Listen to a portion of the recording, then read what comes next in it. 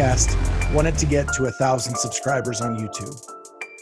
Yeah. When you hit 1,000 subscribers, it allows you to do so much more. You have the ability to go live from different events, things like that. And Games Weekend, we really wanted to kind of go live and do some commentary of the games, but we couldn't because we don't have enough subscribers. So I reached out to Dave, and he has agreed to sponsor this kind of giveaway that we're doing in our road to 1,000. And that is every time we hit a new century mark, we're going to give away an RX jump rope, the original RX jump rope. You get to pick the colors, you get to pick the thickness of the rope, but we want to give away a rope every 100 new subscribers we get. The key to that is you have to be a public profile when you subscribe. Hit that subscribe button. If you're public, I get to see your name. And so that way we can draw from those names and give away that jump rope every 100 subscribers. And so we are super stoked about this. We wanted to do something fun with it, and Dave and his team came up with this kind of concept, and we're really excited to keep moving forward with that. Yeah, we're excited to help you along with that. And something I didn't tell you, but I might as well put it out there. We're going to throw some other little goodies in there. We're not going to say what they are, but and it may be different every single time, but whoever wins is going to get some extra little stuff in there. So it should be fun. That's awesome. And so make sure you hit that subscribe button. Tell your friends, tell your family, because the faster we get to the next century mark, the next time we draw for another rope, and you're involved, whether you are the first subscriber or the 1,000th subscriber, you're still eligible to win in these giveaways. So I'll jump in.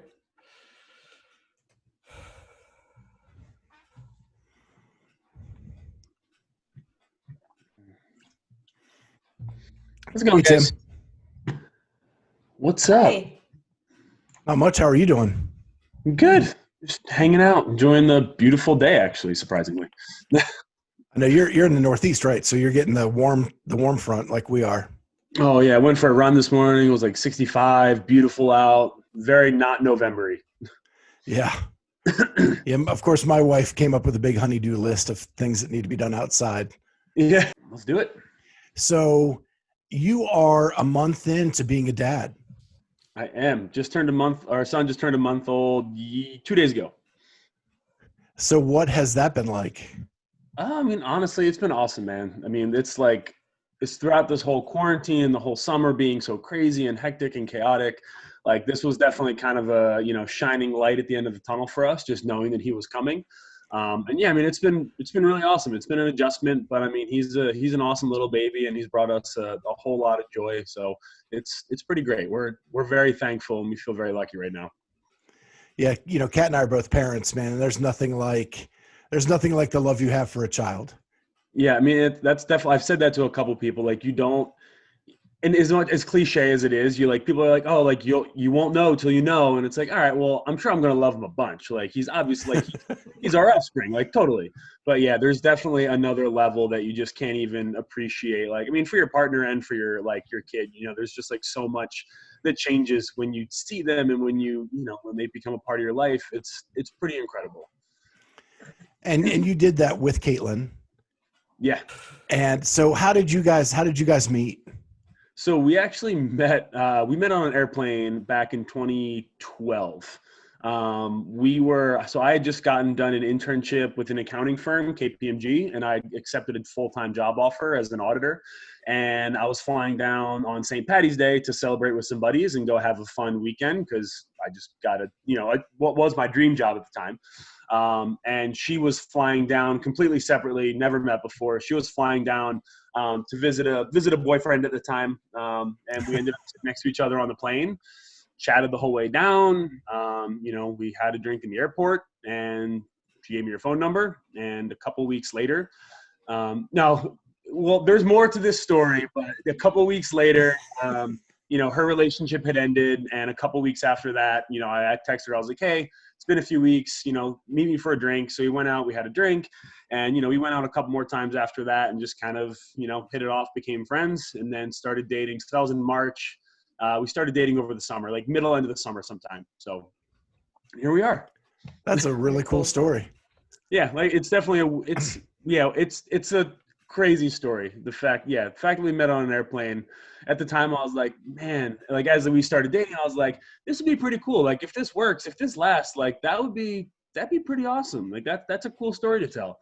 And yeah, so just over 8 years later, still here, still going strong. When it seems like the attraction was pretty strong right off the bat for you guys to have a drink and a number all right there, but Yeah, I mean, what can we say? It was a strong attraction off the bat, and I was obviously single at the time. My wife's actually just sitting on the couch over here. Yeah, I was very driven about thinking she was very cute, and I really liked her. So I was very motivated to get her to talk to me and go out and have a drink with me at some point. Love it. Yeah, no, we clicked, and I was living in Philadelphia at the time, which is where my family's from. So I was at home for the summer because I just finished up my first year of my master's degree. She was living in Jersey, going to school at the time. So we lived near each other for the summer, so we were able to have just a fun summer in Pennsylvania. That was kind of great. So was the drink at Chicky and Pete's in the airport, or was it some other lounge? Yeah, so funny enough, we flew through Charlotte, and we've flown through there a bunch of times over the years now, and the bar is gone, but we know exactly where it was. Like every time we walk by, we're like, hey, that was where we got our first drink. I forget. Yeah, like you said, the bar is long gone, but yeah, we stopped and we had a Jameson. We're both Irish, so we were kind of like, all right, this is Very cool. it wasn't Cheers in the Charlotte airport, was it? No, it was not Cheers. Okay. Yeah. I've been in that bar a few times. Yeah. But anyway, the part I'm having a hard time with in your story is that you were an auditor. Yeah. I know, right? Dream job. Yeah. So I had so my dad he's now a CFO, but he was an accountant. He worked in public accounting. He was an auditor for years.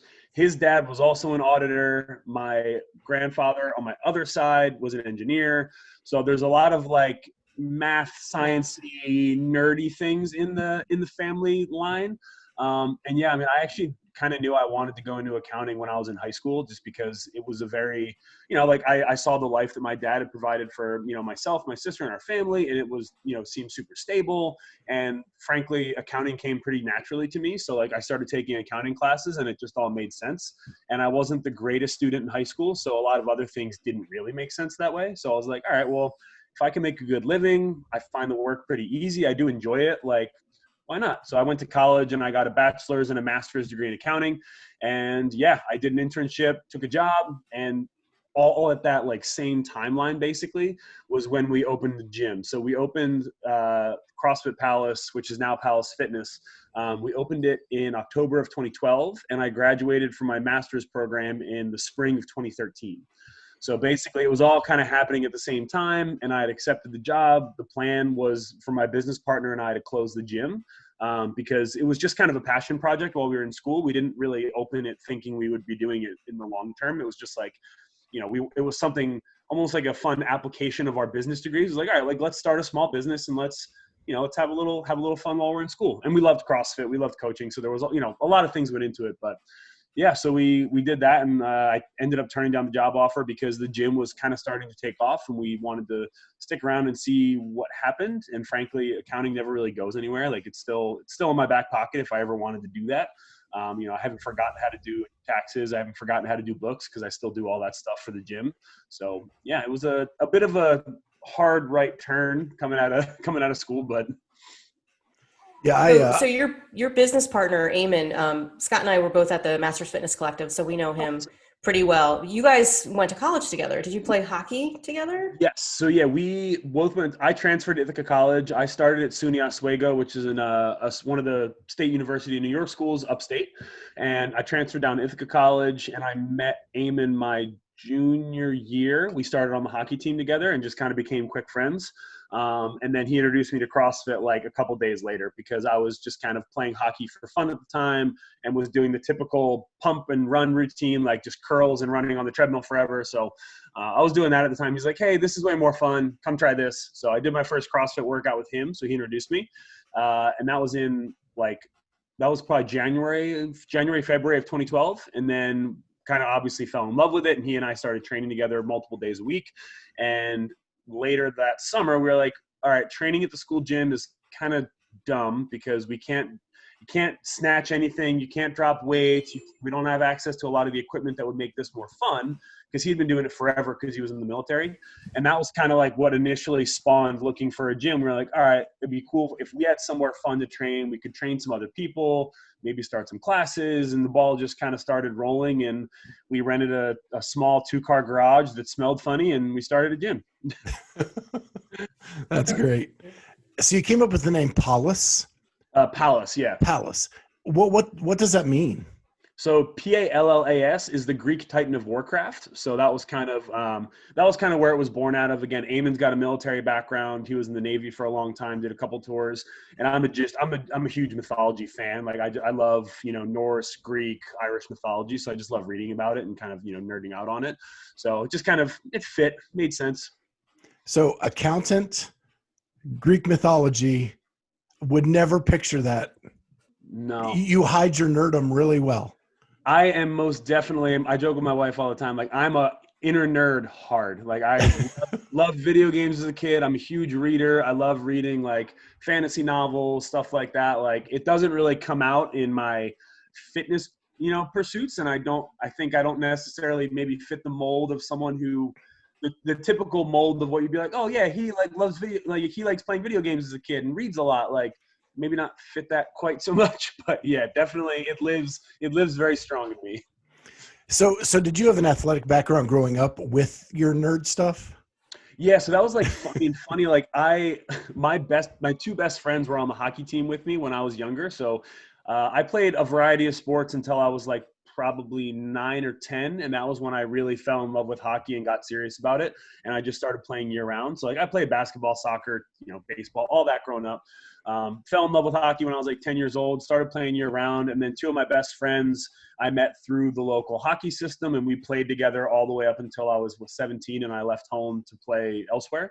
And yeah, my best friend growing up was also a big video game nerd. So our normal weekend routine, we were on the varsity hockey team. So we would have a game on a Friday night. We would go to his house and we would play video games until like 5 a.m, order pizza, stay up all night, sleep all day Saturday, play another game Saturday night. And that was kind of our rinse repeat, routine when I was in high school. And it kept me out of trouble for the most part. Like, Where'd you go to high school, Tim? Are you from the Bryn Mawr area or? Yeah, roughly. So I grew up in Media, Pennsylvania. I went to high school for 3 years, and then I went to National Sports Academy, which is a winter sports school up in Lake Placid, New York. I went there for my senior year, and I played prep school hockey which was in a junior A leagues. They were in the AJ and the ECHL, so we played a bunch of teams from those leagues, and that was kind of where I really tried to take hockey to another level, but fell out of love with it. Just got burnt out. We played a real season that was very aggressive, too long. And by the time the end of my senior year came around, I had some offers for like upper level D3 schools, lower level D1 schools to play hockey. And I just didn't want to. So I ended up just going to school, and I was like, all right, well, I guess if I'm not going to play sports anymore, I should probably take all that energy and passion and focus on being smart. So get a degree and try and do well in school.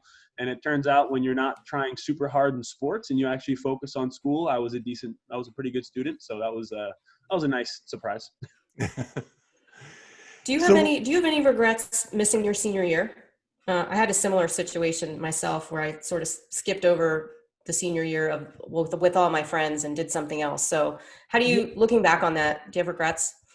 No, I mean, honestly, so it was actually, it was one of the cooler experiences of my life, because the way so NSA is the acronym for the school. Like the way it worked was basically whatever your sport was, they had skiers, snowboarders, bobsledders, any winter sport, male and female hockey. So we had athletic endeavors from 6 a.m. until 11 a.m. every morning. And then we would have class from noon until 4. So we only had like 4 hours of class a day.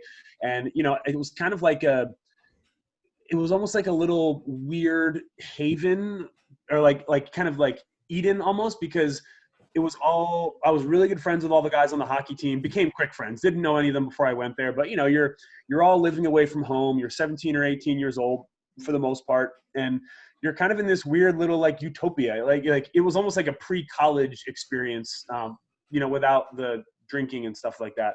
But, it was like, we played sports all day. We hung out. Lake Placid's a gorgeous town. You can go hiking. There's tons to do outside. So yeah, I definitely didn't regret it in that sense. It definitely distanced me from my childhood friends, I would say prematurely. Like most people, when they go off to college, have a tendency to lose touch with some of their, friends growing up. And I definitely lost touch with some of my really close friends. They came into my life later on, but, I definitely lost touch with them when I left, but also made some new friends. So it was definitely a lot of transitions, but it was definitely a worthwhile experience that I for sure I wouldn't take back for anything. So you finish up college, you then have this box that's kind of growing, and you decide that you're going to go in that vein. Like, when did it go from just being a box owner to you being considered a really good CrossFit athlete? So we started the gym, like I said, late 2012, and I had my first open was in 2012. So that spring was the first time I'd ever done the open. And that was what really hooked me. Like I did the open, did every workout like 4 times, got full blown obsessed with it, like tore my hands 19 different times, did worse on it was a disaster, but I loved every minute of it. And that was kind of like what really drew me into like, all right, there's a competitive outlet here, because at that point, I was finishing up my hockey career. Like I wasn't even going to have, I was playing club in college, and I wasn't going to have that outlet anymore because I was running out of eligibility as I was going to be, a master's program.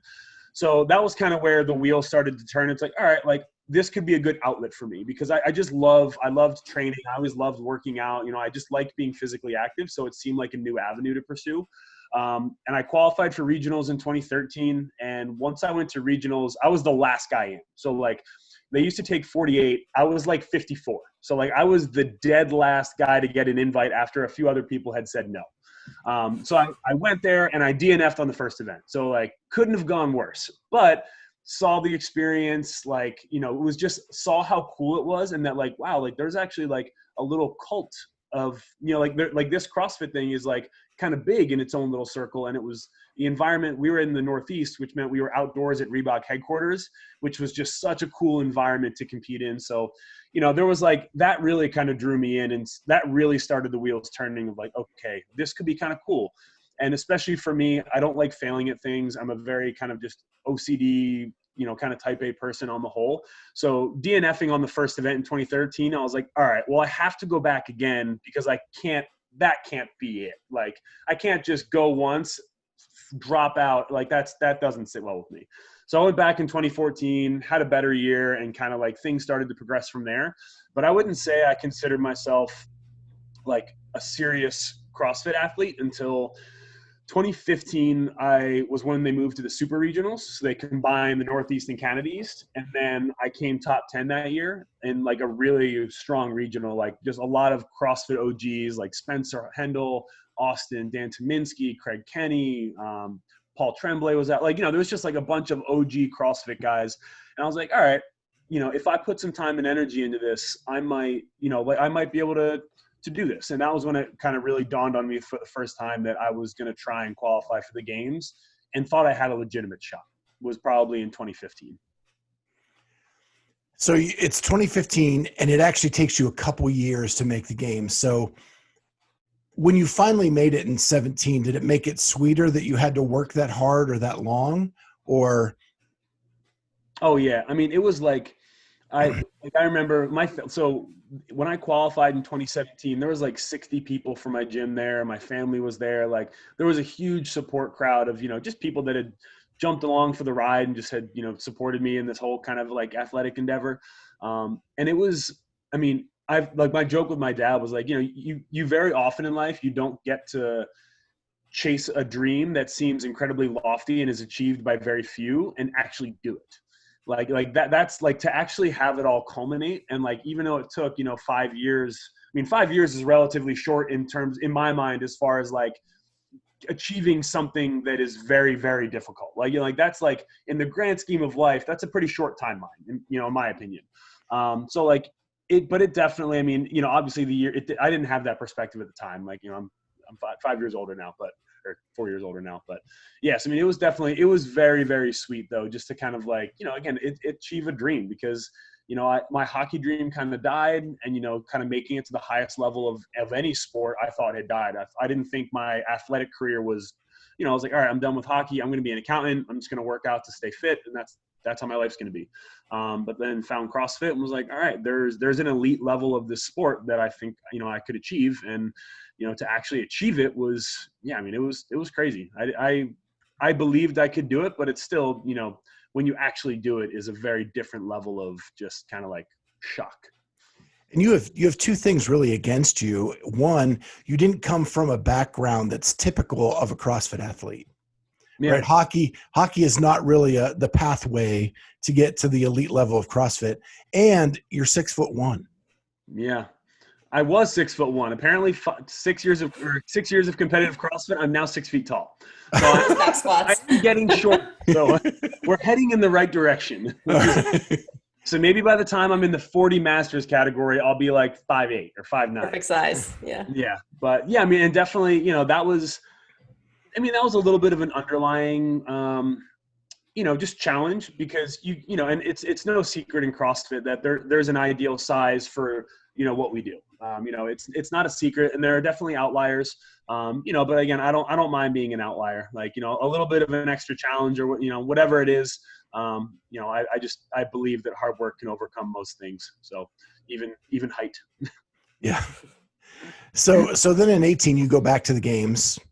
Last year regionals, you get back to the games, and do all of that. And then in your own bio on CrossFit, you say 19 was a rough year. Was a year. Yeah, it was a year. Yeah. What was it? Just you? So that's the first year with all the sanctionals. And you still make the games. Yeah. You still made the games. But it was rough. Were you dealing with like injuries that year? Honestly, no. I mean, I wish I had an excuse for why I did so poorly in 2019. But I mean, it was a culmination of a lot of things. I think all the changes were obviously just stressful on a lot of levels, but you kind of, as an athlete, just compartmentalize that and throw it aside. You're like, all right, these are the new cards that I've been dealt, focus on, all right, how do we get to the games? And then, the old system's out, so just figure this out. And I didn't know that I had qualified until, Open was in October. I don't think I knew that I qualified until the middle of March. Like, I was in Iceland doing a sanctioned event to try and qualify when I found out that I had qualified, because the Open leaderboard had shifted. There was a couple of video penalties, and like the way things worked out, I ended up qualifying through the Open. And I joke, I was in a hotel room with Paul Tremblay, sitting on the toilet in the morning, just scrolling through my phone. And I was like, well, son of a, like, there was like the weird scenario that I needed to happened. And so it was like, wow, I just qualified for the CrossFit Games. Like, I text my wife, I'm like, hey, this is amazing. But it was like 2 a.m. She was asleep. So I was like, all right, well, she'll get back to me when she gets up. So it was like, it was a very surreal qualifying for the games experience after qualifying at regionals with my family and my friends and all that in 2017, 2018. So, that was a weird experience. And I guess there was a little bit of an injury because I did get hurt in Iceland. I had to pull out due to, like, I have basically just a dysfunctional SI joint. So it causes me constant issues and requires a lot of just maintenance, prehab, very diligent stretching, mobility work, all that stuff. And I can largely keep it at bay. But in Iceland, there was just a perfect storm of back destruction that just, it was like, so we ran up a mountain on the first day. That didn't help. The next morning we did like 150 pistols with a bunch of overhead squats. And then the workout after that was moderate deadlifts and burpees, and like all the hip flexion extension, just like I blew my back out during a deadlift and had to be carried off the floor because I couldn't move I couldn't move my lower body without pain. So luckily it was purely muscular. So it was just my SI had shifted. I was working with my chiropractor, and my wife is a physical therapist. So like I had a lot of great tools to help me kind of get back in working order. So I definitely was training modified for a while. Like, you know, I trained modified for probably 2 months after that, just to make sure that everything was really back in line before we started to do any kind of heavy lifting or, you know, anything like that. So there was some modified training, but I wouldn't say that it definitely wasn't what held me back at the games. You know, at the games, it was just pure and simple and underperformance. You know, there was the very first workout that came out was basically my worst movement in CrossFit in the worst scenario possible. So, you know, like, you know, you don't ever want to say, oh, the programming kicked me out. You like, you know, because you should just be fit enough that the programming doesn't matter. You know, like that's what you train for. But like I said, it was the absolute worst case scenario, and it bit me. You know, like it wasn't that we hadn't been working hard. Like the workout was legless rope climbs, running and squat snatches, but the legless rope climbs were the meat of it. Like that was really the differentiating factor for athletes, was how you could handle those. And it was just, you know, we were jumping from crash mats, so you couldn't jump at all. So the rope was longer in that sense, because usually you can jump a couple feet, obviously. And they were a little taller than normal. So usually we have a 15-foot legless rope climb, and the beam was probably closer to like 16, 17 feet. So that, combined with standing on a crash mat, you know, like the rope climb felt, as an athlete, like you were climbing closer to 18 feet. So for me, you know, again, it's like legless rope climbs are hard.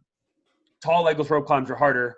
Tall legless rope climbs where I can't jump are about the hardest it gets. And, you know, I wasn't fit enough. Like I wasn't good enough for the test. And it wasn't that we hadn't been working hard in training. Like we've been doing unilateral pulling work. We've been climbing ropes like fiends. I mean, like we had been doing all the right things.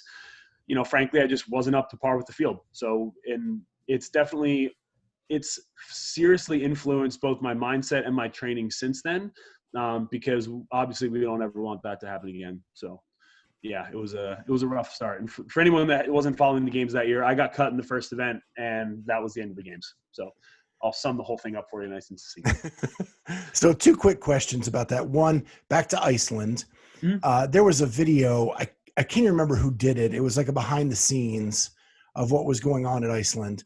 And one of my vivid memories is you and Paul kind of talking about how you didn't understand whether you were in or you weren't, or there was this big scenario that had to happen. And then the back injury that had you carried off. And then you tried to go back out on the floor, right? I was more like warming up for the next, like, you know, like I was like, all right, I DNF'd the event, but maybe I can finish the weekend.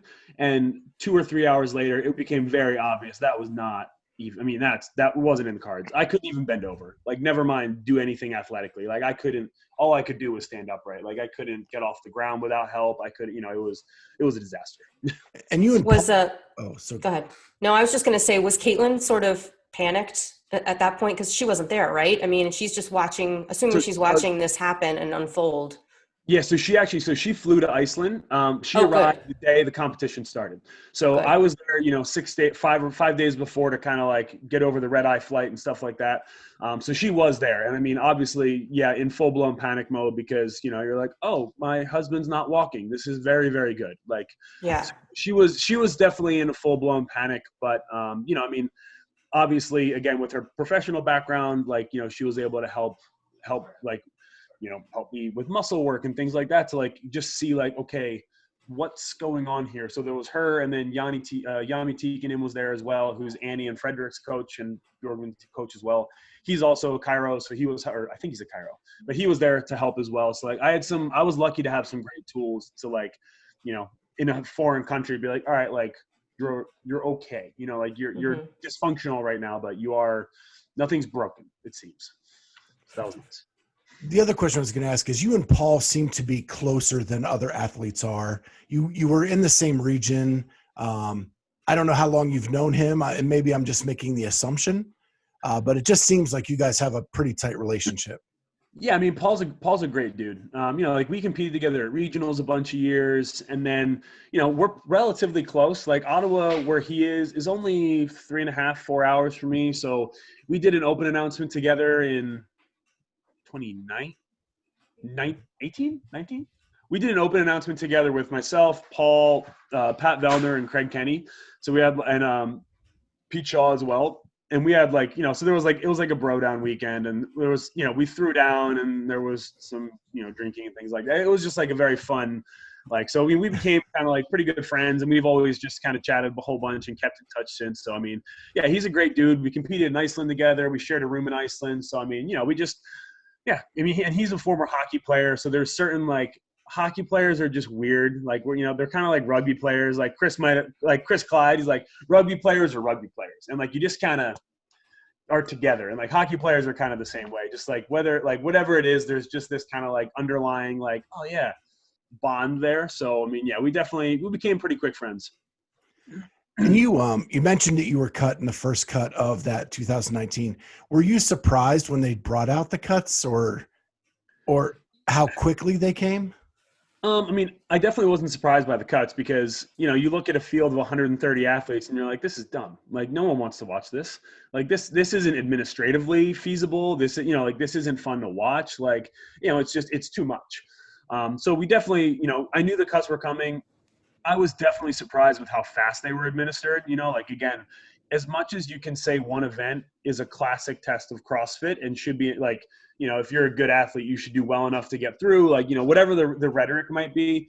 I think from my perspective, like, I've been programming for my gym since 2012. Like, I run an online program with Dave Charbonneau where, like I'm really nerdy into the programming side of CrossFit as well.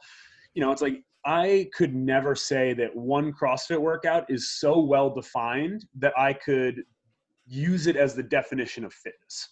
And I think like when you look at like an event like the CrossFit Games where you're testing to find the fittest on earth, and like, I don't think from my standpoint, again, obviously, people at headquarters will disagree with me, but, I don't think that one event can be used as a cut. Like there's a reason that the Open is 5 events, and there's a reason that the CrossFit Games used to be 13 or 14 events, because you were trying to find the most well-rounded, unbiased test of fitness possible.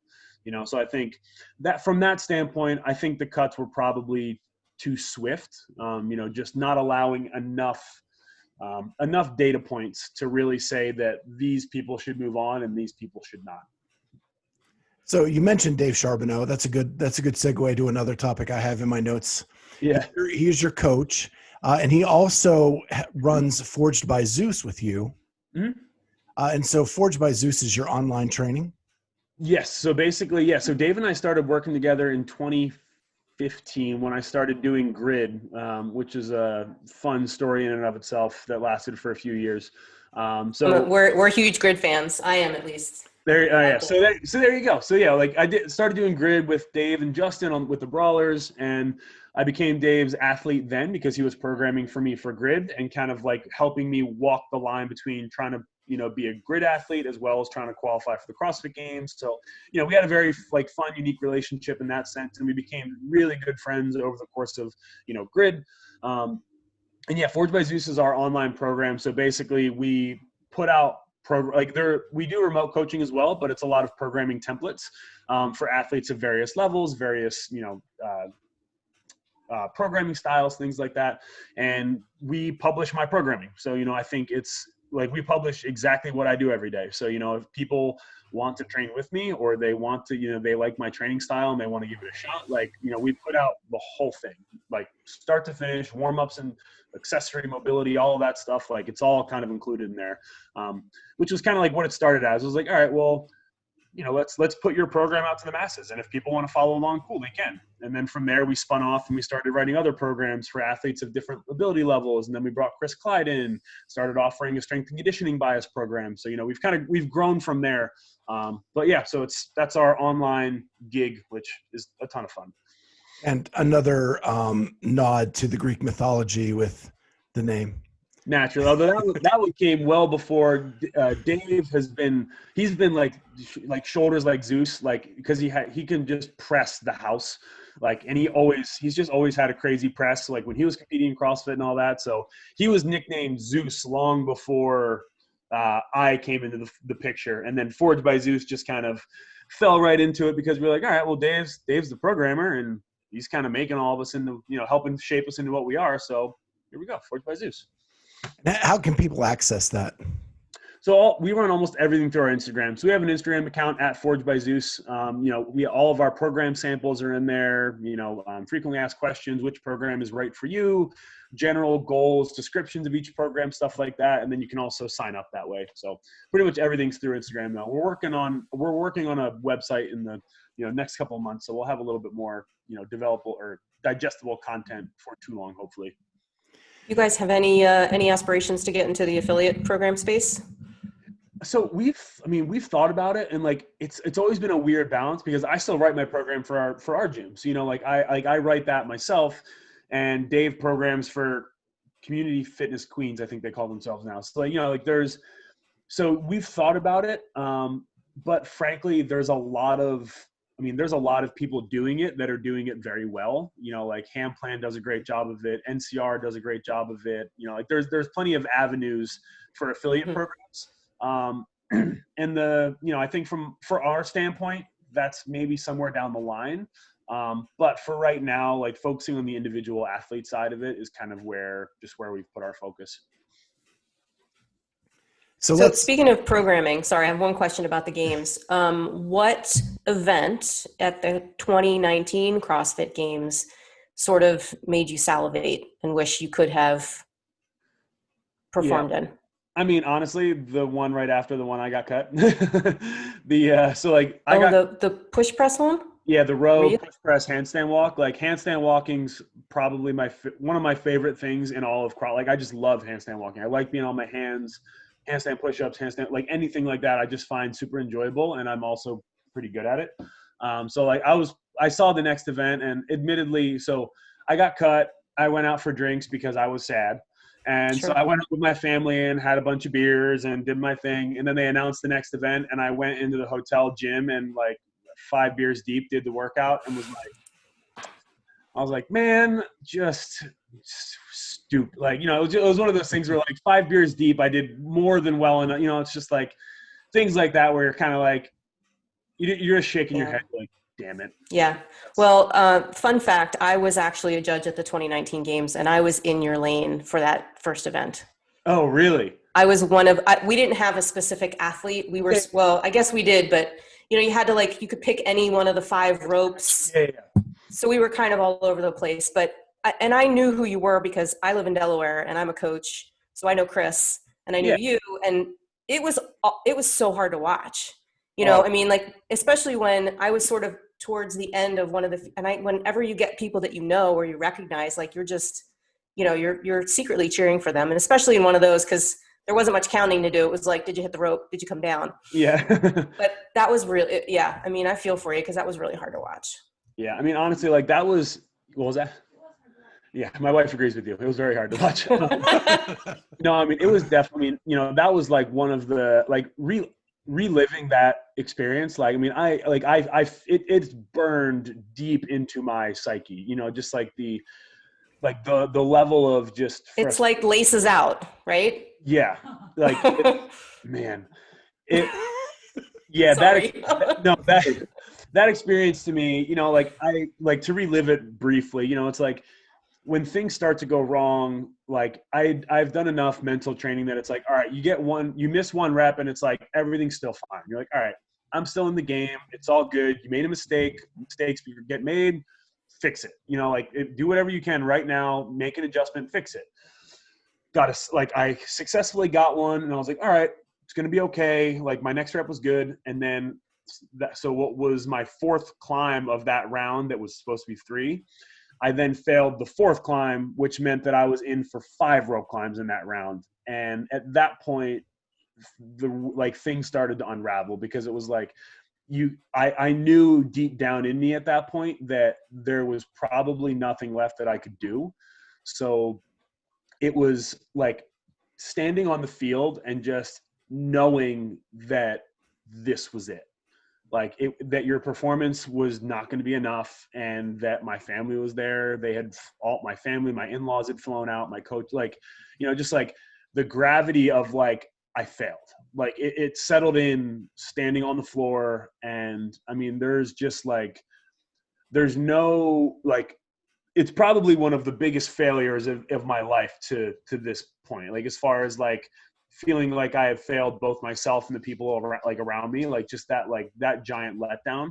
I mean, yeah, it's not something I'll ever forget. And it definitely, I mean, good, bad, or indifferent, it shaped me into a much, much different and much stronger person, you know, leading into that next season. And just kind of as far as, you know, dealing with adversity, like, you know, again, you don't really find out who you are until you get punched straight in the groin in the face at the same time.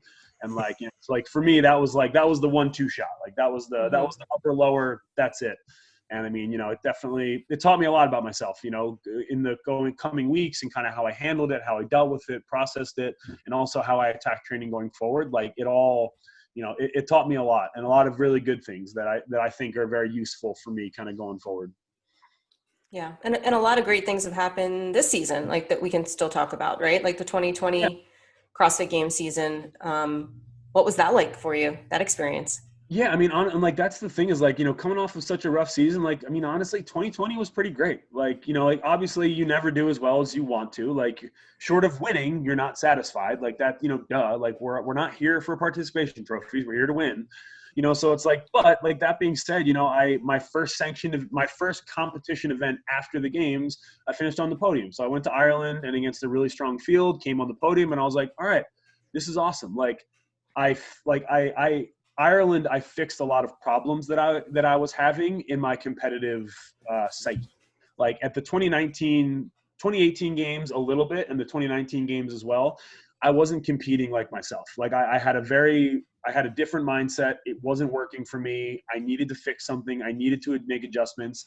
And so going into Ireland, I knew that. And I went into Ireland with a completely different headspace, like kind of back to like rookie me, like back to like, okay, this is when you had fun and it was awesome and you did well and and you performed well. So you put all these facets together, and I was able to do that in Ireland. I had an absolute blast. I outperformed myself. Like, you know, just everything went really well. So like for me, that was like a huge confidence booster going into the 2020 season, being like, all right, you know, 2019 happened, we digested it, we made corrections, and they're working. So here we go, like full steam ahead into 2020. And then obviously COVID hit and ruined all my other competitions for the year, as well as everyone else's. But I mean, on the whole, you know, again, just it was another opportunity to be challenged and to overcome. Like, you know, we were still running the affiliate, so trying to manage a gym through all of that stuff, manage training through all of that. My wife was pregnant, you know, so it's like all these kind of things are going on, and it's just like, you know, it's like, all right, these are challenges. Just focus on what you can control and make the best of it, figure it out. And how nice was it though that you're going through all those other things and you didn't have to worry about qualifying for the CrossFit Games? You know, like that was in your rearview mirror. So, and that was definitely nice. Like, yeah, like knowing that I qualified I had my qualifying spot through the Open, like definitely made that whole COVID period less stressful. Like once you see events start getting canceled, it's like, all right, you know, not the end of the world. We were competing for benchmarks at that point. Like we were competing to see how training was going and what improvements and what changes we had to make going into the game season.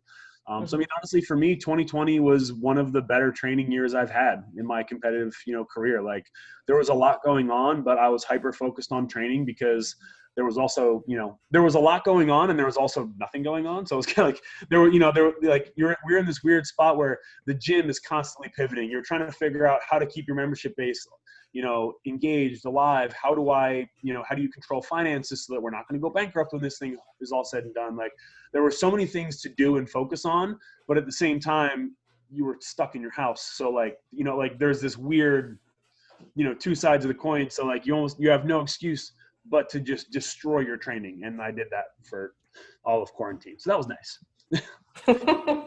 It's gotta be crazy though, to come off your worst season and you want redemption.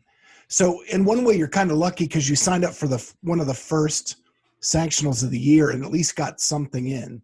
Yeah. You know, and qualifying through the Open had to be redemptive as well. Yeah. I mean, but then to have the rest of it kind of taken away as you're trying to like make up for what happened the year before. Yeah. And there's, you know, I think that's very true. Like, you know, again, like Ireland was a great like stamp for me. It was like, all right, like we're back. We're moving in the right direction. I'm feeling like myself. I'm fired up. I'm excited to compete. I'm loving training. I'm loving being on the floor. Like things felt great.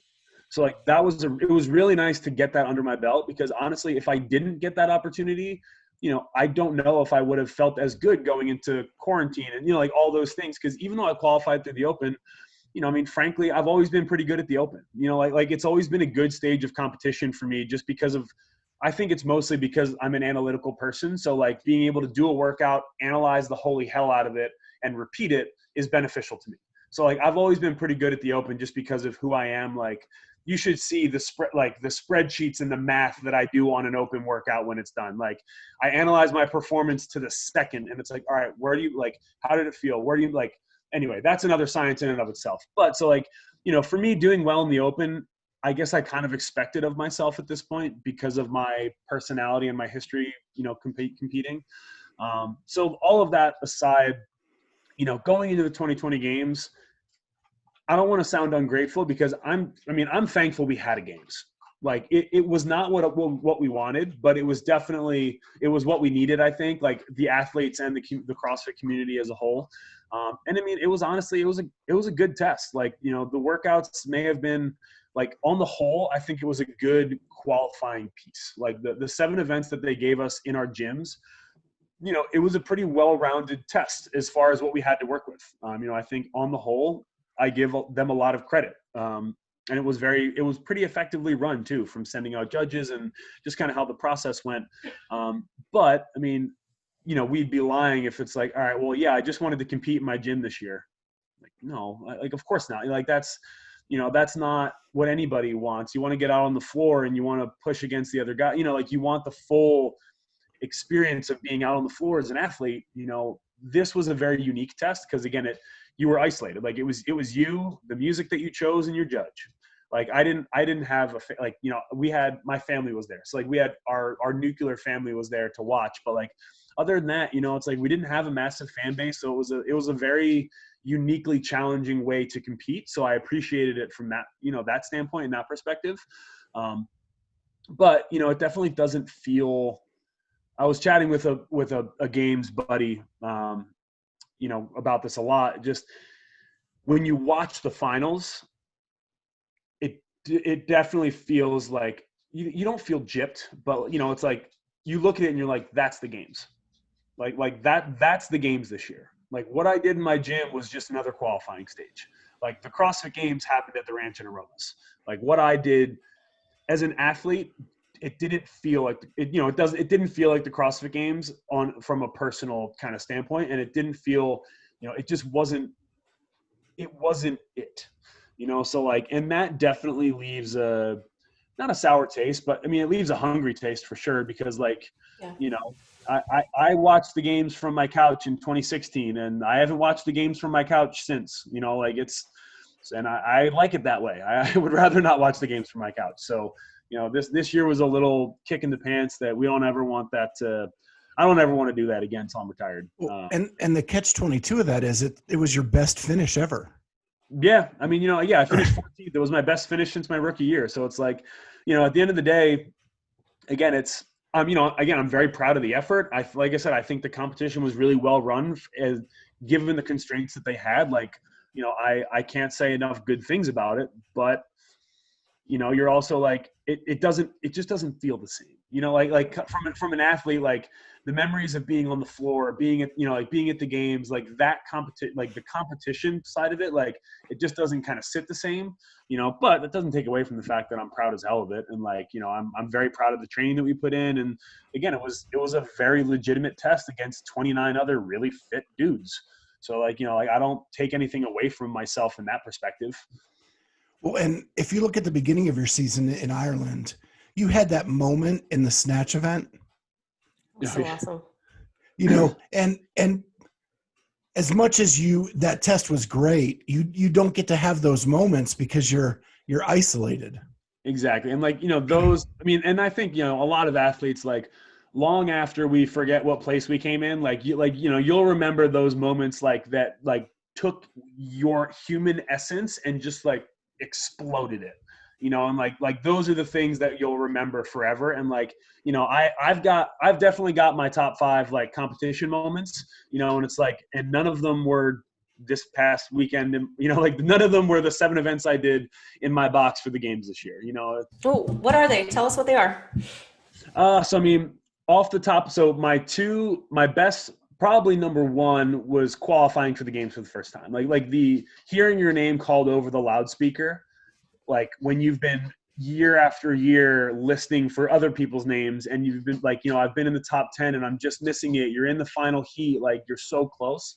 So like, even though I was mathematically, I knew I had qualified, like hearing my name called was like probably hands down the most impactful moment for me. Cause again, it's that whole like hard work has paid off. Like you made the games, you made the elite of this sport for the first time ever.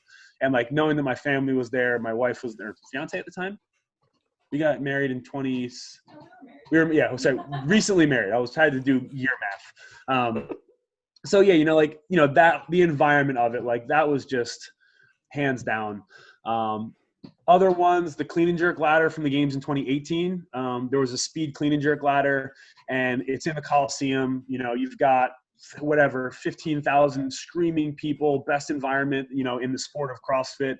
And I made it like I had a foot race to the finals with Scott Panchik, and I made the finals. So you're in the top 5 in the Coliseum. People are losing their shit, you know, like just like that was definitely like a real top moment for me. I mean, other favorites, 2018 regionals, the East Regional, the triple threes were Friday morning. It was the first event, and it was a debacle, and I did not do very well, and I was livid. Like I was borderline punching holes in my hotel room Friday night because of the snafus and things like, you know, I think outside of the top 10 going into the second day of regionals, and I was on a goddamn warpath. Like I woke up Saturday morning and like Caitlin just kind of sat there in the room just like I mean I showed up to regionals angry on Saturday, and like I won the morning event, and then I came like top 3 in the afternoon event, and like that day really stands out to me because it was like I was pissed off. Like I was competing to make a point, and to like I was competing angry. I was like, you know, Groundhog Day, like don't drive angry. Like I was raging behind the wheel. So that was like a good, you know, like kind of comeback piece for me. I mean, yeah, some of my other favorite memories are just like in Iceland, we had a max snatch event, and like I was right behind Paul Tremblay, and he and I were having like basically a bro down on the floor. Like we were going like kilo for kilo. I hit a lifetime PR snatch. He snatched over 300. We're both losing our shit. You know, like just like stuff like that where you just like, you know, those competition moments, like those really kind of like stand out, I guess, the most for me. Oh, and then That's also awesome. my last one, 2018 games, there was a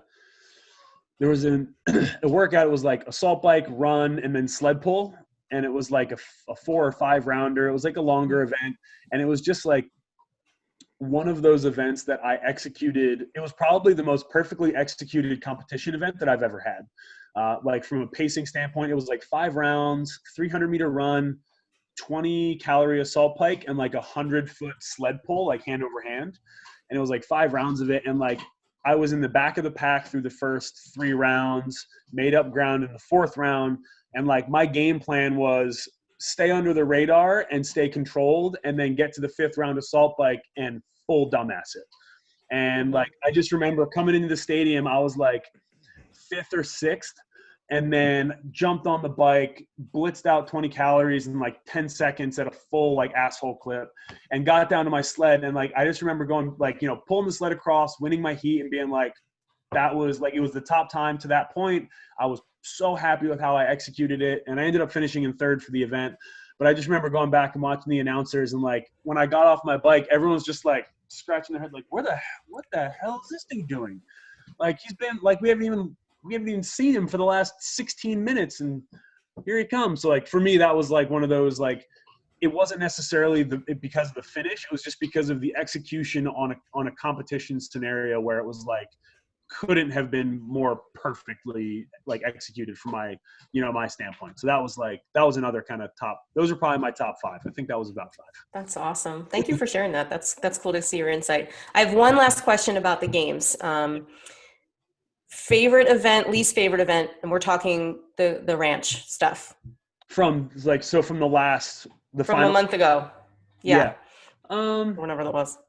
Yeah. I mean, so favorite, least favorite. I mean, honestly, so I don't know why I would say this. I mean, I liked a lot of them. Like from a personal standpoint, like I really wish I could have competed. You know, like I really liked as tests. I thought they were really good, grueling. You know, there were a lot of workouts in there that I looked at and I was like,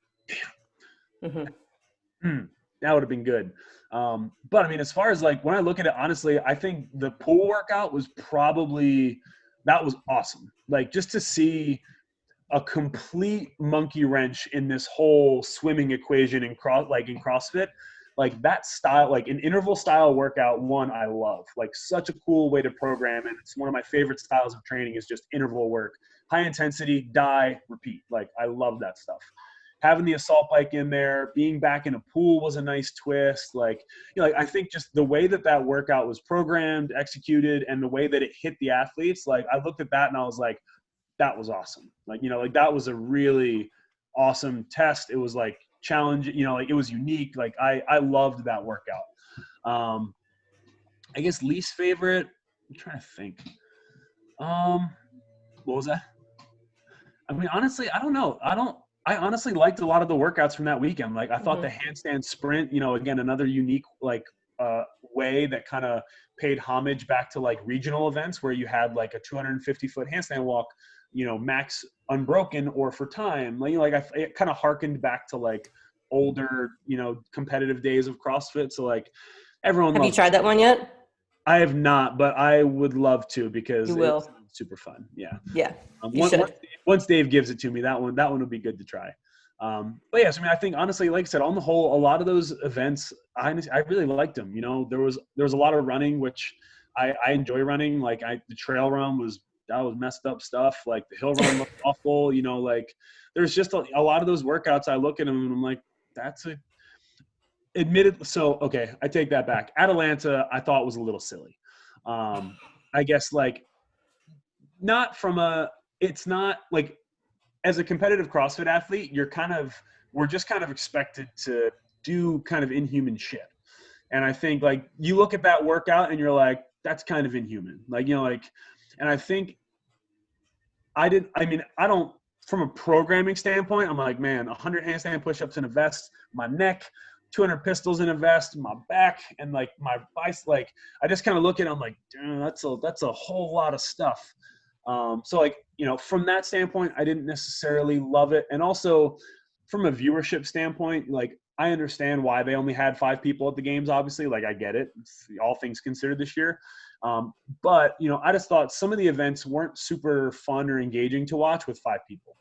You know, like some were awesome races and you're like, you know, like you're gripping the table and it was great. But other events you're like, well, that's kind of boring. Like, you know, like 10 people would have made that way more exciting. Like there were a lot of events like that where it's like, you know, 10 athletes, like 1 heat of 10 or 2 heats of 5, like would have made a lot of those events a lot more exciting from a viewer standpoint. But, you know, COVID, I get it. Like, yeah, you know, that's our reality. So I'm gonna try to put 2 questions into one. So, because we're hitting the hour mark here. So, you know, you sanctionals, you traveled all over the world, right? You didn't really do any American sanctionals. And then what do you want the future to look like as a season now that we're going into this new thing? Do you like the sanctional look to that and being able to see the world? And I also noticed like the payouts from those events are not great. No. For you to be traveling all over the world. Yeah. How do we fix the payout so that you can become more of a professional athlete? And how do we structure it so that it makes sense and it's more enjoyable for both the athlete and the viewer? Yeah. So I'll try and go, I think there's like 3 answers to that question. So we'll go first. I love like the opportunity to travel, like other than like my family and fitness, like traveling the world with my wife is like my favorite thing to do, period. Like if I could find a way to make that a career, I would probably do that. Like I love new places, new things, new people. Like I love that stuff. We've been to South Africa twice. We have like lifelong friends over there now. Like, there's like, I've had unreal experiences traveling in relation to CrossFit, and I wouldn't trade them for anything. So I think that part of it is awesome. But it's not sustainable from a financial standpoint or from like a storytelling standpoint. And, you'll hear a lot of people will talk about like, you can't follow CrossFit the sport right now. You can't. Like you have to have a PhD in fitness in order to follow how the hell you get to the CrossFit Games and how you do. Like it's not easy, and it's not really fun. So from a fan digestive standpoint, I mean, it's fun, but so yeah. So I mean, secondary piece, for me, like what I was lucky enough to do is like going into the sanctional piece. I had enough of a pedigree in CrossFit, both as being an affiliate owner, being a coach, having been to the games twice at that point, that I was able to, leverage myself and my brand to create revenue opportunities abroad to compete in sanctionals. So like I would host seminars while I was going to compete at sanctioned events to help offset the cost of competing, so like to make sure that I could go and, so like I did that when I was in South Africa. I did that in Ireland, like I've hosted plenty of seminars across the East Coast as well. Like, so like I would intentionally reach out to gyms and be like, hey, like I'm going to be in the country. I would love to host a seminar talking about, I mean, whatever you want, but like, competitive side of CrossFit mentality, a real intensive coaching experience, like stuff like that. So I was doing those when I was traveling to compete as well. So like when I went to South Africa, I did a couple of them. And then same thing when I went to Ireland, like I said, I had 2 over there as well. So that was kind of how I balanced it, because again, the payouts from sanctioned events are not enough, especially when you're looking at, it's only really podium spots for most of them. Obviously some are paid out a little further, but it's not enough to make a living. And sometimes it's not even enough to cover your cost of being there. So third piece, I think going forward, I mean, honestly, CrossFit headquarters just kind of has to make up their mind. Like they either have to say and it seems like what Eric Rosa is saying is that we love the CrossFit Games and we want to see it grow to its fullest potential.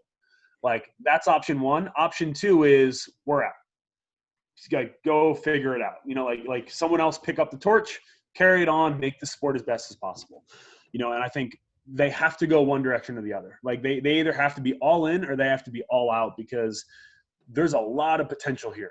Like there are a lot of stakeholders that have like plenty of money and are really invested in seeing this sport succeed.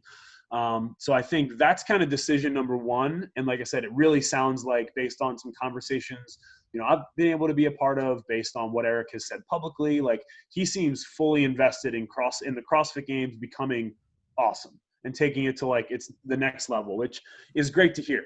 I think from a standpoint of sustainability, I think CrossFit they have to invest in their athletes. Like, they have to create revenue opportunities for athletes within the sport in order for this to be sustainable from like a top level. Cause you're not going to see a lot of new athletes getting into the sport if there aren't opportunities to make a living doing it. So like right now you'll see, people who are in the sport, they have sponsors, whether a couple small ones, major ones, like wherever you are as an athlete, a lot of the current level of CrossFit Games athletes have a few sponsors that help them round out their, financial portfolio, in addition to a lot of them running gyms or running online programs. Like you're doing other things to help kind of make the whole picture come together, which isn't necessarily a bad thing. Like, again, CrossFit doesn't need to pay our entire living. Like, I don't think that's the case at all, but there needs to be enough of a revenue opportunity for that to be the case, So I think bringing those into alignment. So like making sure that there are revenue opportunities from the top to the bottom at the games, in my opinion. Like, if you go to the CrossFit Games, if you compete at the highest level of CrossFit, you should make some money. Like it's the highest level of the sport. Like the fact that you go there and lose money, frankly, is not, that's not really acceptable in my opinion.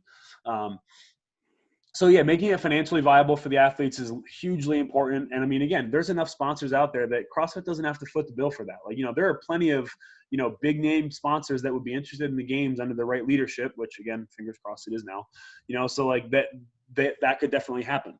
And then the other thing to me is like, it's got to make sense. Like from a linear perspective, like you got to have a step A, step B, step C CrossFit Games. You know, like you have to have some kind of linear progression to follow that is engaging for fans, that is easy to follow, and that makes sense for athletes. You know, that like gives us a season that we can plan for, prepare for, and that we can execute on. You know, like it's not, any professional sport is hard enough that you don't do it year round for a reason. Like there's a reason football doesn't go on 12 months a year, because it hurts, you know, and like training for the CrossFit Games, frankly, it hurts a little, you know, like it's just one of those things. You can't do it at the highest intensity possible year round.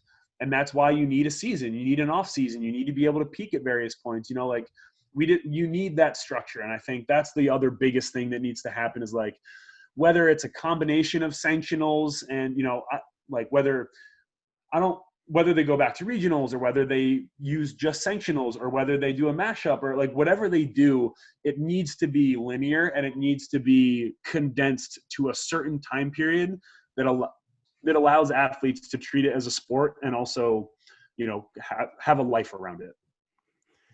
All right. Last question, super quick. Yeah. We've actually become kind of friends with these guys because of the podcast. What was it like being an honorary meat squad member? Sorry, 1 second. My dog is losing her mind. I think there's a delivery here. Sorry, say again. So what was it like being an honorary meat squad member? Oh, that was fun. I mean, honestly, so I've been that experience in Miami was awesome. Like all those guys it was a blast, guys and girls, obviously. You know, I've known Christian for a long time. Like we competed together with Grid. So like we're both in New York. So, you know, we've always kind of like, you know, we've always been like, you know, been friends, been acquaintances for a while now. And then honestly, I'd never met Kelly or Brooke before that weekend. And they're two awesome human beings. Like they're so fun. So it was a lot of fun. I mean, for me to do the team stuff, you know, I haven't done a team sport since I quit hockey. So like, I haven't really done anything seriously with a team. So that was super fun, you know, just kind of getting to experience the team side of CrossFit at a high level. And yeah, I mean, like I said, all those guys are super fun. So that was like it was a cool experience. And I feel honored to be an honorary piece of meat for them. Yeah. Yeah. I've always said after interviewing Kelly and Brooke, like those are two people I just want to sit and have a beer with. Like they're just the coolest. No, it was a blast. And Miami was fun. And their after party, I can't hang with them, but yeah. Yeah. Christian and Kelly led the after party, and they know how to lead an after party. I went and got some ice cream and took a nap personally, but Well, Tim, it's been a true pleasure getting to know you a little bit better. And man, you are like wicked smart too. Yeah, I love it. I appreciate it. I have a lot more questions too, so maybe we can do this again, maybe closer to the Open. Absolutely. I mean, I love chatting. Podcasts are super fun, so I'd love to come back before the Open. That'd be fun. Awesome. Let's stay in touch then. Yeah, I love your ideas, and we'll definitely be in touch. Thanks a lot for doing this. Sounds good, guys. See you soon. Have a good one.